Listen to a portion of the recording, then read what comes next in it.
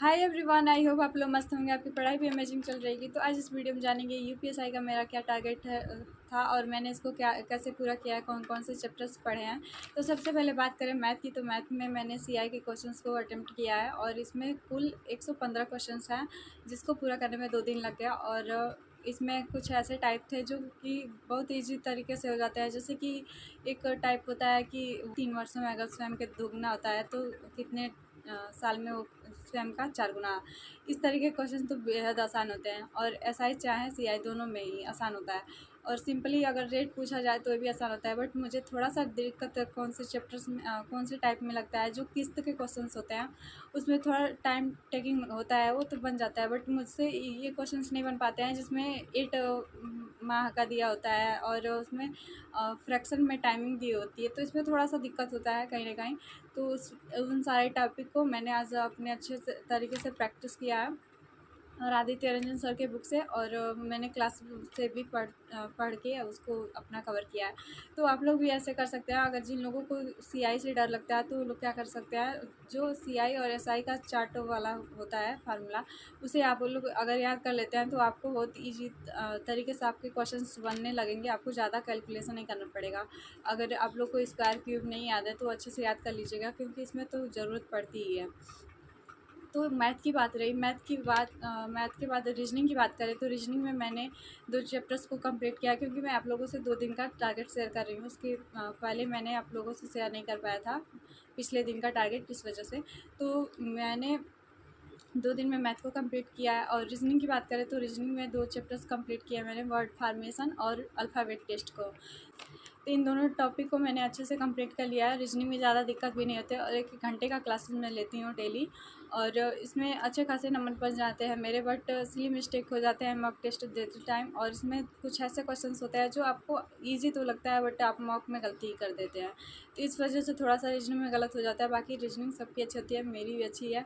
और इस पर मैंने बहुत सारा टाइम दिया अपना, और पहले मैं बहुत ज़्यादा इस पर प्रैक्टिस करती, क्योंकि आपको जिस चीज़ में इंटरेस्ट बनता है आप उसमें क्या करते हैं, थोड़ा सा ज़्यादा ही टाइम देते हैं। अगर जिन लोगों को मैथ से डर लगता है, प्लीज़ आप लोग डरिए नहीं और उस पर थोड़ा सा टाइम देते हैं। अगर आप किसी भी चीज़ को अगर सही करना है तो आपको उसे टाइम तो देना ही पड़ेगा।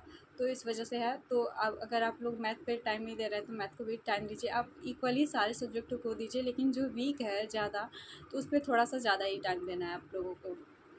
तो ये तो रीजनिंग मैंने अपना पूरा कर लिया। और जीएस की बात करें तो जीएस में मैंने जियोग्राफी में मिट्टी के पोर्शन को कंप्लीट किया है, और पिछले दिन मैंने मानसून को किया था, मानसून चैप्टर को। तो ये दोनों चैप्टर मेरे जियोग्राफी से थे। और पॉलिटी की बात करें तो राज्य के नीति निर्देशक तत्वों को कंप्लीट किया था पिछले दिन।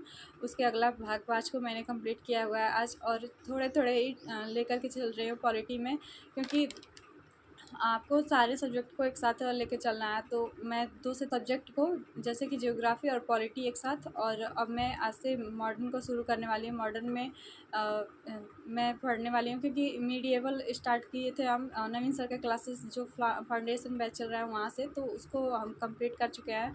और बार बार एक ही चीज़ पढ़ने से अच्छा है कि जो चीज़ ज़्यादा पुरानी हो चुकी है, ज़्यादा दिन से पढ़े नहीं है, उसको पढ़ा जाए। तो इस वजह से हम मॉडर्न को शुरू कर रहे हैं।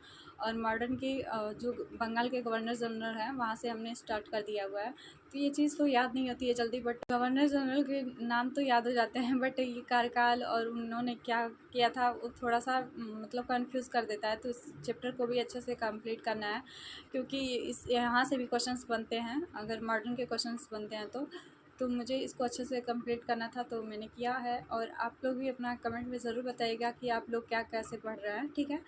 और इसके अलावा बात करें तो मैंने पॉलिटी की बता ही दिया, और बाकी के जो सब्जेक्ट हैं उन सबको मैं बाद में करने वाली हूँ जब मेरा सिलेबस ये सारे चैप्टर्स कंप्लीट हो जाएंगे। तो मैं फ़िलहाल लूसेंट से कर रही हूँ। लूसेंट से इसलिए क्योंकि बहुत सारे जो भी सिलेक्टेड पर्सन हैं उन्होंने बताया है वीडियोज़ में अपने कि लूसेंट भी एक अच्छी बुक है, और उन्होंने लूसेंट को मैक्सिमम टाइम तक पढ़ के उसे अच्छा करके अपना स्कोर अच्छा किया हुआ है। तो इस वजह से मैं लूसेंट को फॉलो कर रही हूँ। और सबसे बड़ी बात है कि अगर आपको प्रैक्टिस करना है क्वेश्चंस को, तो आप लोग घटना चक्र की बुक ले सकते हैं रीजनिंग के जी के जीएस को लेकर के।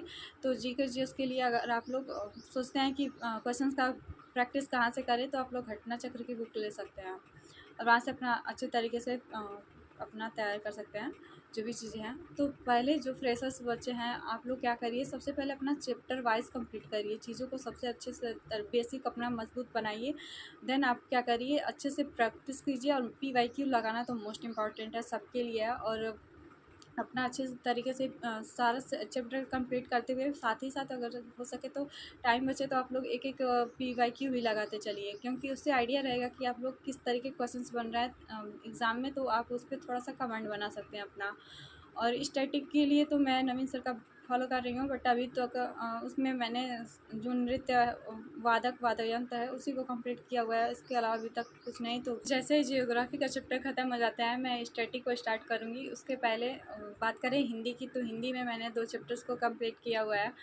पहले तो उपसर्ग और प्रत्यय का चैप्टर, उसमें काफ़ी सारे एग्जाम्पल्स हैं और क्वेश्चंस भी ज़्यादा हैं, तो आप लोग उससे कर सकते हैं। उसके अलावा बात करें संज्ञा सर्वनाम, संज्ञा के चैप्टर्स को हमने कंप्लीट किया है। संज्ञा के चैप्टर में आपको 3 टॉपिक मिल जाते हैं, जैसे कि लिंग और वचन दोनों उसमें है, तो उसमें को हमने कंप्लीट किया हुआ है। और इसमें बहुत सारे क्वेश्चंस थे, तो मैंने अभी थियरी को ही पढ़ा है, क्योंकि थियरी में भी जो एग्ज़ाम्पल के तौर पे दिया गया है काफ़ी ज़्यादा एग्ज़ाम्पल्स हैं, तो उसे पढ़ने में टाइम लग जा रहा था। तो मैं हिंदी के लिए 1 से डेढ़ ही घंटे टाइम देती हूँ, इससे ज़्यादा नहीं, क्योंकि बाकी सारे सब्जेक्ट को भी पढ़ना होता है और दिन में ही मैं पढ़ पाती हूँ, और रात में तो टाइम ही नहीं बचता है। और दोनों टाइम आप नहीं पढ़ सकते हैं, या तो दिन में या फिर रात में।